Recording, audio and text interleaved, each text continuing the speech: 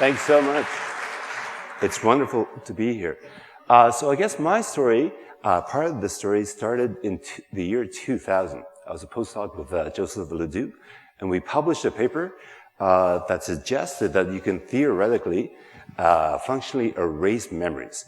And I had no idea at the time the effect that paper would have on my life and my career, and the number of events it would kind of set into motion. And so immediately, one of the things that was in the newspapers was, hey, could we erase memories or not, theoretically?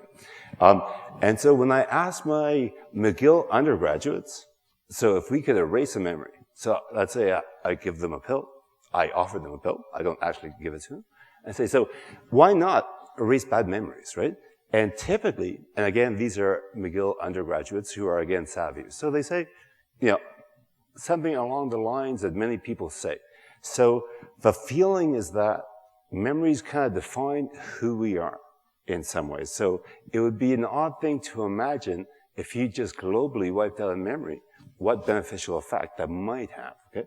And so just to kind of facilitate your thinking about how this might happen or some of the ethical implications, I'm going to start talking about or just showing a clip from a film that was inspired from the science of that paper that we published. And how many people here have seen this film? Hands up. Yeah, okay. It's a very impressive film, and it raises, I think, a lot of very kind of important issues about if you have a tool that can erase memories, when would you want to do it? And what kind of tool would we want to use and engage? And I think even after you see the clip, by the end of this talk, I hope you will have agreed with me that in the debate about whether life or art is better, at the end of this talk, you will agree that life is actually better than the science fiction depicted here.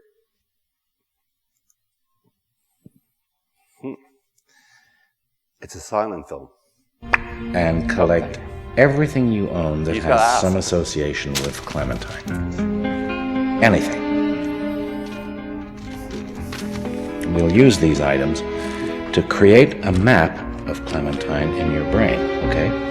So we'll need photos, clothing, gifts, books she may have bought you, CDs you may have bought together, journal entries. You want to empty your home, you want to empty your life of Clementine. And after the mapping is done, our technicians will do the erasing in your home tonight. That way, when you awake in the morning, you find yourself in your own bed as if nothing had happened. A new life awaiting you. So hands up if you would want to take a pill like that. Not so many takers, right? Okay, so thankfully, just based on our understanding of how the brain is organized, and also based on the appreciation that perhaps memories are more dynamic than we thought they were, we can do something that's much more, I think, respectful to the contribution to our identity that memories make. And even, let's say, in the case of patients with post-traumatic stress disorder, people who have been struggling, for example, for decades, reliving a horrible trauma. So even in that condition, you could imagine that that's probably not the best tool to use, because maybe if you can cure them of their PTSD, they wake up the next day and they wonder, why am I at home? Why am I drinking? Why don't I have friends? That might be a bit surreal. And so I think I would suggest that the ideal cure in this case, if you could do this, would be to turn down or functionally erase the level of the traumatic fear memory that's kind of in hyperdrive down to a level where you can bring them into a normal kind of emotional modulation, if you will, of those memories. And at the same time, preserve the conscious details of the event. And if you could do that, I think that would be the grand slam for this condition. But again, we need a certain nuanced approach and tool, not like the nuclear bomb of memory erasure, right? And so to show you how we would do that and how we can begin to do that, you just need to know two things about the brain. And so McGill, so in terms of contributions to big thinkers on memory, McGill has many huge names. And one of the first contributors is Brenda Milner, who is still at McGill, and she is a very, I think, valued member of the McGill community, and she's made many seminal contributions in the field. And so the first thing you need to appreciate is that memories are not stored all in one kind of cubbyhole, all one part of the brain, okay? And the reason why that's important in this case is that if different aspects of a memory are stored in different parts of the brain, and different parts of the brain have different mechanisms to some extent, then what that means is that you can have different tools to target different aspects of the memory. Okay? So what Brenda Milner reported, and what's been in every textbook for decades in terms of how the brain acquires and stores information, is that so if you have an experience, it's broken up into different kind of modules, right? So this part of the brain will store the conscious information about an event. This part of the brain will store, if you're playing guitar or stuff like that, all the kind of motor habits. And this part, which is we're kind of concerned about, that's the emotional part. So this has all the kind of like the fear and the not just bad, but also the good stuff, right? So right away, if you want to target one aspect of a memory, then that's encouraging, right? So if you just want to target the emotional part, then the fact that different parts of the brain do this means that there must be some different chemicals that will allow for you to target certain aspects of the memory, right? And so let's just say your trauma is a car accident. What that means is that this part of the brain would store the sensory details of the car accident, okay? And then that other part of the brain would store all the fear and loathing stuff, right? And if you have some tool, if you had a magic wand, let's say, and you just said, okay, get rid of that, then theoretically, and this person has PTSD about a car accident, theoretically what you could do is you can bring them out of the PTSD range without compromising their self of identity and preserving their conscious details, right? But we don't have, of course, magic wands, but what we do have are certain drugs that can block memory storage and learning in memory, right? And there are limitations, temporal limitations about targeting the initial memory storage phases, okay? And that's the point I'm going to make next. So people have known for over at least 100 years that when you have a new memory, it's initially in an unstable state. And then over time, let's say on the order of hours, it gets wired into the brain. And there's a whole shopping list of drugs that you can use, give to rodents, and some of them you can give to humans, that will block the memory stabilization or memory storage, okay? And the problem with that, if you want to target it, is that the time window is only open for a few hours after the initial acquisition, okay? So the best guess right now in terms of what the unit of memory is and what changes in the brain is that it's a change in either the number or the strength of connections between neurons. So this is just a schematic of two neurons. And so in this case, imagine before learning, you have three connections between one neuron and another. And so imagine three synapses after learning. And that may represent one tiny bit of the entire bit that might be a car accident, okay? But the dynamics and the mechanisms that contribute to all of those things are the same. And this transformation from a stable state to an unstable state to a stable state takes on the order of hours. So this is also why I think, so if you're at a party, and then, so if you're talking to somebody and you get the name of a restaurant or something, if you're distracted right afterwards, chances are you will not remember that information you just had, right? But if you get the same distraction, say the next day, then you can't seem to remember it. And so that's kind of a day-to-day, I think, manifestation of how memories are initially unstable. And if you block them before they're getting stable, then they're gone. Okay. So in terms of, can you target the mechanisms that mediate memory storage? And you could, but you have to be at some kind of accident or some kind of pathology right away. And in the case of PTSD patients, most patients don't go to the hospital for, on the order of years because they're trying to do the same thing as everyone else. They're trying to cope with it, etc., right? And so by that time, you're way, way, way, way outside the time window of a few hours during which you can actually target these memories. Okay. And so in 2000, when I was in Joseph Ledoux's lab, I asked a question that could only be asked by somebody who was not in memory. Because given the fact that for 100 years, people had suggested that memories are wired into the brain forever, if you were from the field of memory, you would never ask whether remembering a memory would cause it to become unstored.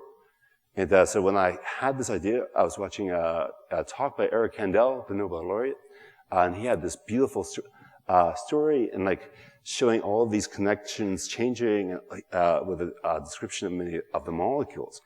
And so being from a field outside of memory, I just naively thought, well, I wonder if all this stuff could happen again after the animals are recalled, right? And I think, again, there are times when there is great, I think, benefit of clarity in terms of coming from an outside field and asking a question. And also in terms of, so when we published this paper below, there was a huge backlash. And I was perplexed because I wasn't from the field of memory, right? But now that, I can understand, if you've been thinking memories get stored in the brain for 30 years, and then somebody says, well, actually, when you remember it, maybe some of these memories can become unstored. It's not unreasonable to have guessed at the intensity of the backlash. But at the end of the day, when I read through all of the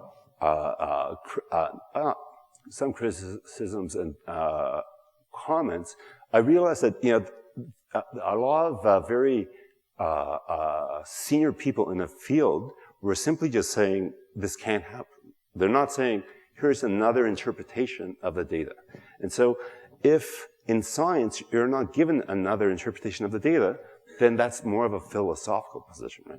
And so I think at some point I just went up to Joe and said, it's just, I'm not sure what everyone is so frustrated about because nobody has suggested another interpretation of the data that doesn't also apply to their own data. And so at that point I said, we should just fight this backlash. And the other thing that I found encouraging was that people of my generation did not find the data or the interpretation to be particularly shocking. And so I think it's also encouraging for anyone out there, if senior members of the community are a bit perplexed, but the younger generation say, there's nothing wrong with that, then that should be encouraging to you. And so this is why I think reconsolidation has very much been a young person's phenomenon, because the younger generation were not so concerned about testing the hypothesis. And also, on the other hand, we're very indebted to many of the senior scientists that were not so, I think, attached to some of the older views and said, well, here's the data, let the data collect, and let there be some kind of discussion. Okay. So now the best guess of what's going on with reconsolidation. Oh yeah, reconsolidation simply suggests that a memory that is stored, and we will take, the after learning as a baseline. So see, you remind the animal of the memory, and what happens is that the synaptic representation of that memory will be theoretically unstored and has to be restored. So if you allow this memory to be restored normally, then you will have the 6 connections. But if you block it with the same kind of drugs that will block consolidation, then it's like rewiring the brain in the case of E. So if you look at E, what seems to have happened in some of the experiments that have tested this is that you've unwired the memory from the brain. You've undone that stuff, which is kind of impressive, right? Okay. So then what that means is then we can use reconsolidation as a time window, because again, if you can't treat PTSD, it's very difficult to treat PTSD by targeting consolidation mechanisms, because how do you know when you're going to be in the car accident? How do you know when you're going to be, whatever? So with reconsolidation, what it suggests is that you can have a clinician with a patient and say, remember this trauma. And then as they remember the trauma, whatever psychopathology, then the circuits that mediate that can go back to this unstable state. And if you have a tool that can block that, then you can shift the person from the psychopathology to a state closer to non-psychopathology. Okay? And again, because we're talking about the synaptic changes, the implications are not just for memory pathologies, the implications are also for things like drug addiction, obsessive compulsive disorder, and whatnot. So the circuits that drive all of these things can undergo, theoretically, reconsolidation. And there was a paper published in Science a couple of weeks ago showing that targeting reconsolidation using a non-pharmacological method could reduce opiate craving in opiate addicts in China. Okay? And craving, of course, we think is the main cause for relapse. And so relapse is obviously one of the main reasons for many kids to OD.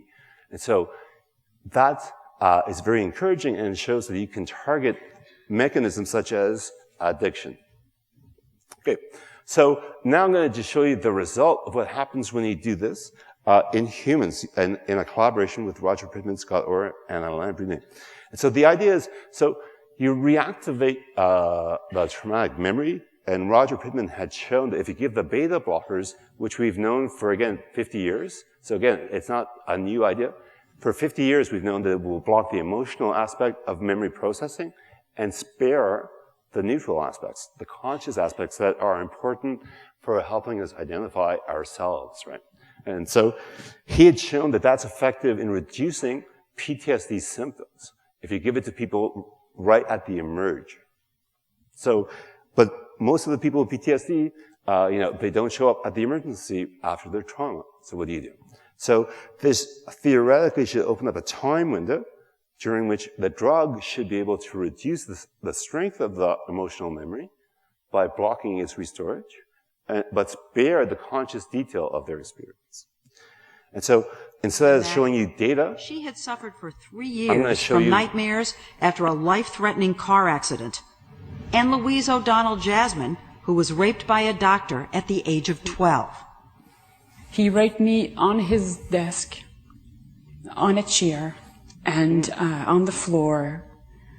For me, it was like I was dying inside. The world had ended. Louise was haunted by the rape for more than 30 years. She never felt comfortable undressing in front of her husband and suffered from recurrent flashbacks and nightmares. The study was simple. Subjects came in and were asked to think about and write down every detail they could remember about their trauma, in Rita's case, her car accident, reactivating the memory in her brain. She was then given propranolol. Were there any side effects? No side effects, nothing at all. A week later, electrodes measured her body's stress response as she listened to a retelling of her trauma. You suddenly see a car coming at you at very high speed. Your heart stops and you want to scream. And what happened? No reaction. No more nightmares? No more nightmares. So again, she can remember the incident, but she is not so freaked out by it. And so in terms of going back to the issue of, does this kind of manipulation preserve the person's sense of identity? This is a clip from... I find myself undressing and my husband is there, and I realize I'm undressing and I'm not feeling as though I need to hide under the bed anymore. Is it gone? Yes. The link, what held the emotions to the memories, it's like the umbilical cord has been cut. And there is no way I can access the emotions anymore. And furthermore, every day it gets better. Yeah, sorry. And so, they said a second clip. So later on in the clip, they ask her, has this kind of taken away some part of your identity? And her response, and you can see the clip on 16 Minutes, is that no, it's given me back my identity. It's allowed me to go forward and be myself again. So I think this is why the state of the field, the real life situation is slightly better than science fiction. And we can preserve. That was just at an award ceremony, the same one as Brenda Milner was at, in fact. And yeah, so that was great. And so, of course, like many of the speakers, I mean, have done all of this requires a lot of support from not only my patrons and supervisors and friends and like lab people, and also like even the admin at the university that came up to bat whenever I needed them, right? Yeah, okay, and all the funding organizations that have supported the science. Thank you very much.